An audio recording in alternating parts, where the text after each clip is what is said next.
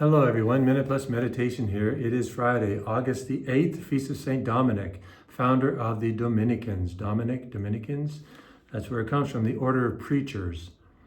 He's raised up, spiritual children, powerful in the history of the church. With St. Albert the Great, St. Thomas Aquinas, two of the outstanding ones, but so many others have been blessed because of St. Dominic's fidelity to God. The first reading is taken from the book of Deuteronomy. Moses is teaching the people, has any people ever heard of the voice of a God speaking out of a fire, as you have heard and lived? Or has any God ever attempted to go and take a nation for himself from the midst of another nation? By trials and signs and wonders, by war, by a mighty hand and an outstretched arm, by terrifying displays of power, as the Lord your God did for you in Egypt before your very eyes. They need this reminder. And then he says further down, so acknowledge today and take to heart that the Lord is God in heaven above and on the earth beneath, and there is no other. This is something, now they heard this and they were undoubtedly encouraged by it and strengthened by it, but it needs to be repeated and repeated and repeated and repeated because we forget.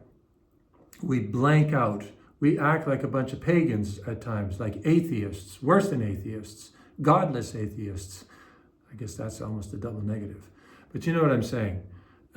We forget this so easily, so often. We act like like we don't believe there's any God. So it's so important. What a beautiful teaching of Moses. It's not just for the people 6,000 or 7,000 years ago. It's for you and me as well.